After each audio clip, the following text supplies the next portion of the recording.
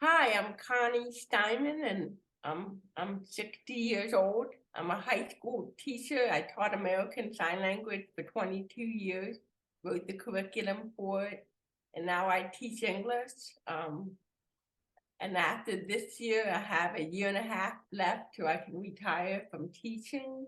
Um, I wrote a book, my first book, my memoir of teaching, of being a deaf teacher in an inner city high school. And then I'm teaching Ralph Waldo Emerson as a tool to learn self-reliance. I was a filmmaker like 20 plus years ago. I made 5 short films, and now I like to get back into acting, that part of it. And I live in Sacramento, California, um, and I'll probably stay here after I retire. I love to travel. I did the Camino de Santiago, and we'll be doing the Via Francigena. Um, and I love people and love cats, and I'm on the crew team. So I do a lot of stuff. And I'm very spiritual, so I'm a part of several Zoom groups. Yeah. Awesome. And I mean, I met you on the Camino. Um, Yeah. what is it like traveling by yourself? Like, how do you push yourself to go on these trips by yourself? Um, well, I'm a very open person. I'm like a do it kind of person. I just say, don't doubt, don't fear, just start making plans and doing something. So Hmm. um, I am deaf, and I just got hearing aids like 5 years ago. So it totally changed my life. Um, Hmm. I just I just do things spontaneously. So I have always had that drive. Because people say that traveling's not in the places, it's in the people. Hmm. Um and I had a heart attack 5 years ago, and I was in a 5-day coma, and I was rehabilitated so I could walk and talk um and move around. And so I went back to work after a couple of months, and I lost 60 pounds. So I really got myself together, and that just made me even more like ambitious.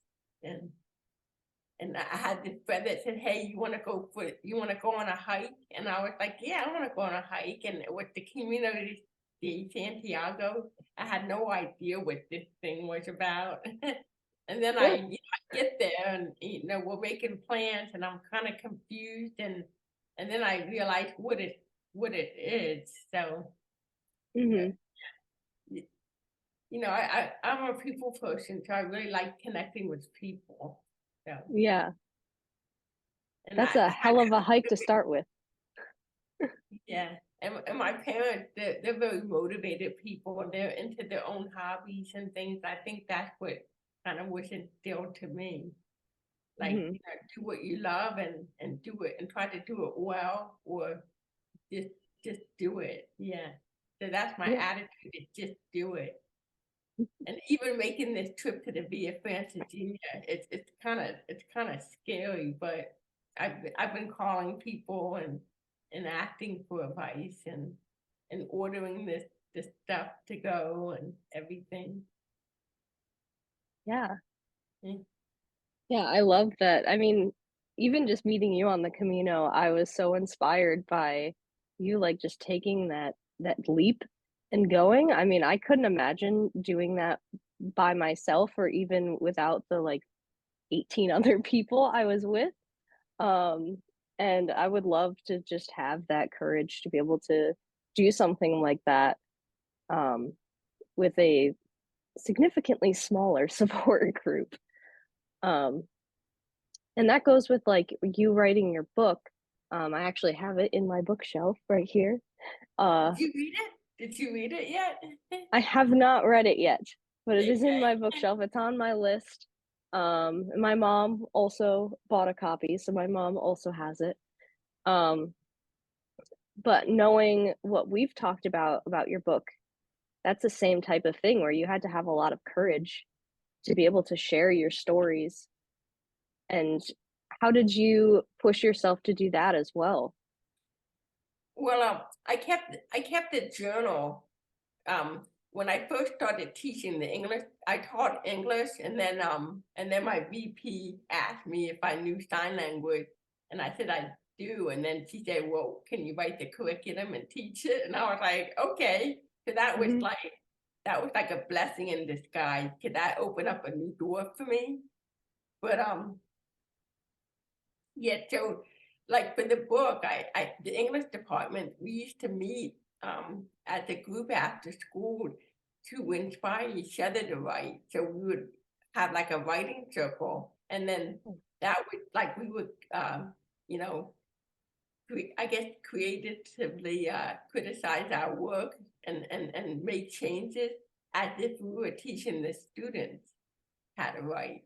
And and that's where that idea started. I started keeping a journal of what happened every day at school for years. And then mhm, then I kind of like stopped, I didn't continue doing it all the time.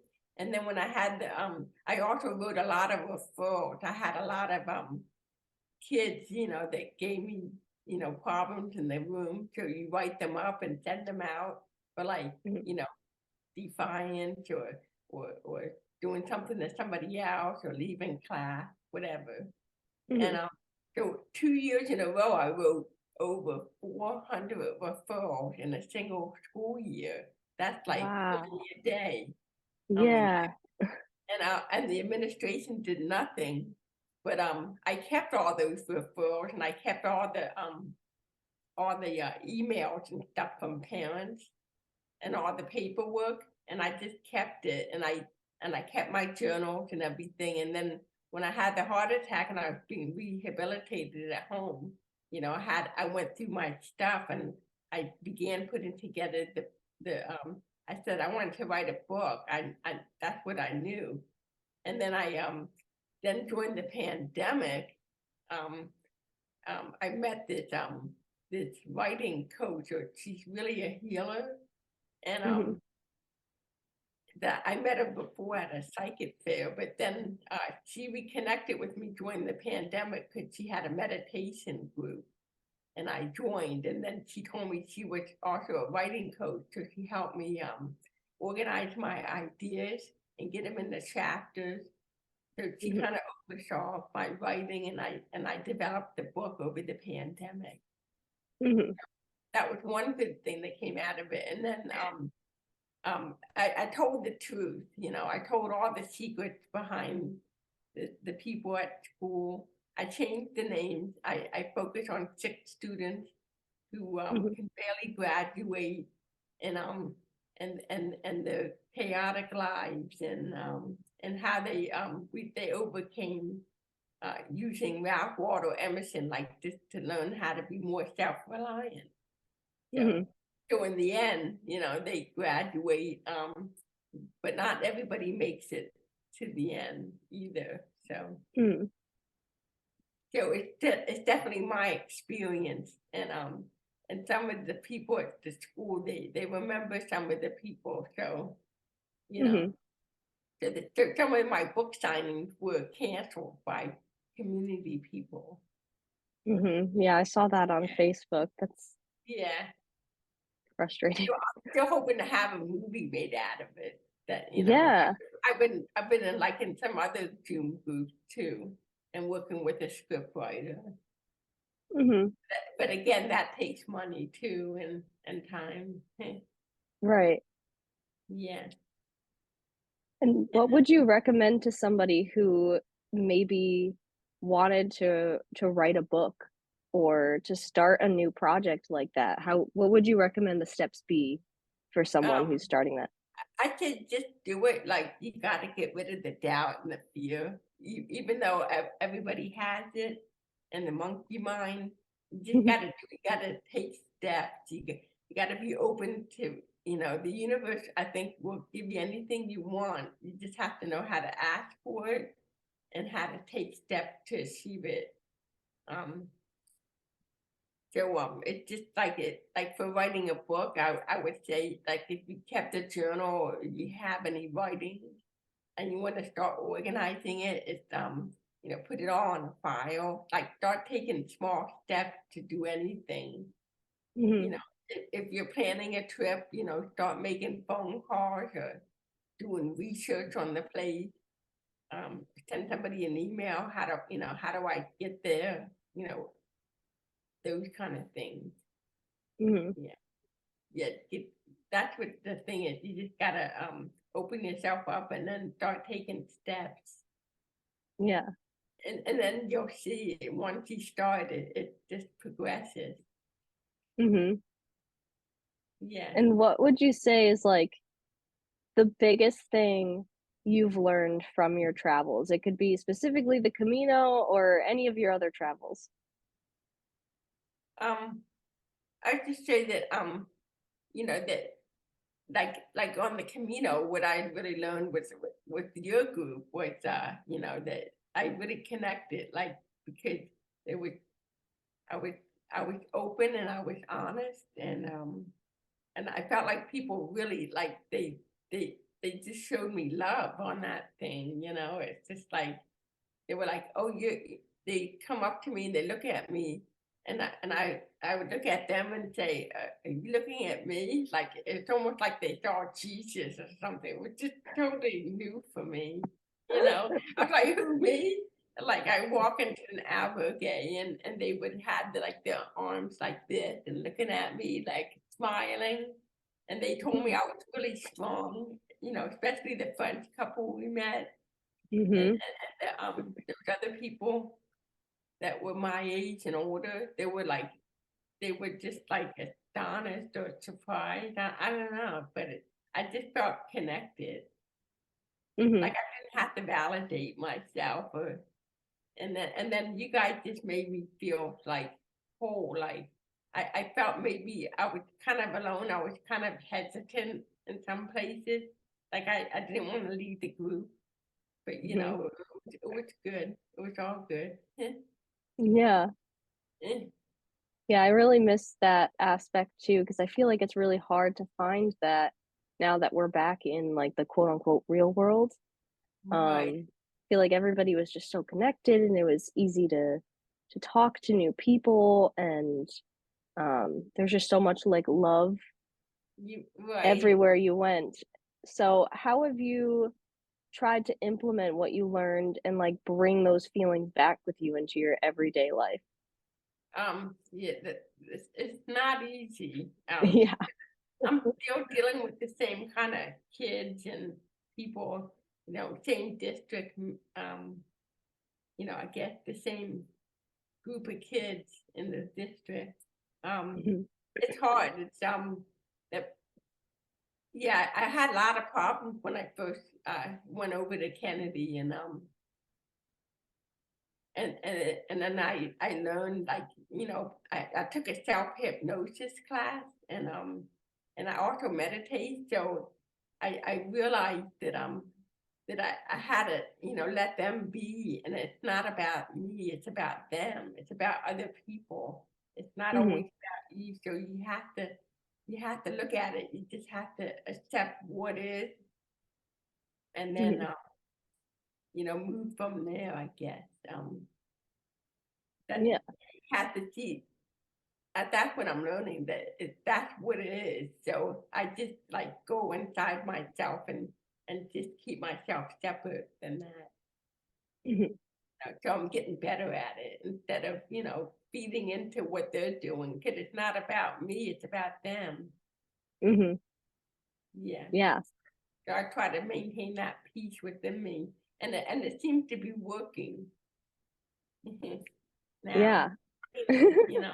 Eh, And, like, so you do a lot of meditation, and I know that, like, you're very spiritual and you've had your, like, your crystals and stuff that you had on the Yeah. trip. Um, so what are some other things that you do to ground yourself when you've had, like, a really long, rough day at work? Um. Well, also, I'm on the crew team, so I row, um, Mhm. and so that's exercise, and I do have 3 cats, so that helps. And I'm a part of different groups.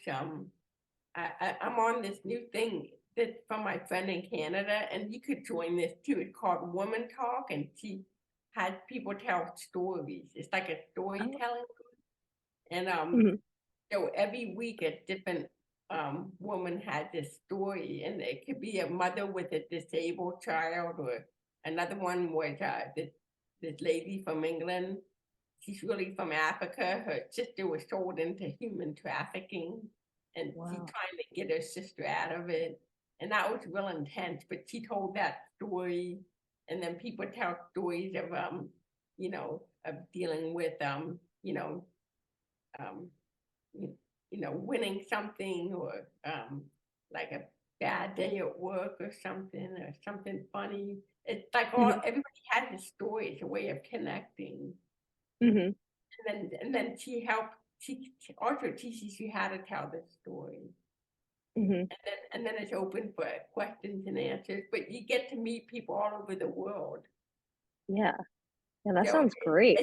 it's $10 a month membership, and she has like 3 Zoom meetings a month, and then in Mhm. person up in Canada, of course. But Mhm. and then I'm part of the meditation Zoom group, um, and Calvin Chin also has an afterlife workshop too for people interested in that. Um, and then I'm on this script writing Hollywood group that meets about people who are film producers and writers Mhm. and stuff like that. So I meet with them. So it's just all these different things, and then Yeah. planning my trip. Yeah. So I'm pretty busy. Yeah, you got a lot going on, but a lot Yeah. of, like, really cool stuff. I mean, I I only hope that, like, I can also be that active and just continue to be working on myself, and, I feel like it's amazing the amount of stuff that you're involved in and just, like, little pockets all in your life that you're doing. It's like it's really great. And I have a lot of healers too. So, I had the Reiki, um Mhm. and then my other friend does, sound healing, all these people. They all, Yeah. yeah, yeah. I, How I did you think get involved? and all that. Well, I Mhm. went to from like 7 years ago, and I've always had a strong spiritual path. I Mhm. was part of the Lakota Native American. I used to do sweat lodges, so I was a sun dancer long before I became a teacher. That's kind Mhm. of what led up to it. But yeah, so I did that for years, but then he divorced me 7 years ago, and I moved down here, and then I found other groups. I had to like just find other things, and I went to a psychic fair, and that's where I met my writing coach when I was down here, and then through that person I met like another uh like a body talk person, and she referred me to this other lady, and then through her I met my pet sitter. It's like all these healers know each other. So Yeah. yeah. So that's how I developed that. And then I had my pet sitter, she sent me to this like this chanting group. Um Mhm. like she told me to go to this gathering they had like a special dinner at Christmas time or something, and she said she knew everybody there. Well, she never been there herself, but she sent me there, and I went to this place, and I said, "You know my friend?" And I mentioned her, and people were like, "No, who's she?" And I'm like, "Huh, that's funny. She sent me here. She Yeah. knows all of you." And they were like, "No, we don't know this person." And then a couple of years later, you know, I, I said, "You know what? Nobody knows who you are." And she said, "Yeah, I know. I've never been there before. I just sent you." That's I fantastic. thought it would be good for you, and it was, you know? Yeah. Yeah, so, Well, to wrap things up just a little, is there any other, like, advice or resources or anything else that you'd like to share that you think would be helpful for other people? yeah, yeah, I just say, don't be afraid, don't be doubtful. I just say, do it. Like, yeah, my advice is just to be open and, follow your intuition. Because sometimes, if you don't do something, the universe will give it to somebody else, you know? Mhm, So you, you, if you just got that nudge to do something um, or not, then you should follow that instinct and just take steps. Um, I make vision boards, and I have a law of mhm. attraction planner. So I try to visualize, just cancel the negative thoughts and try to visualize. And that's hard to do because I'm still doing that. Yeah. Yeah.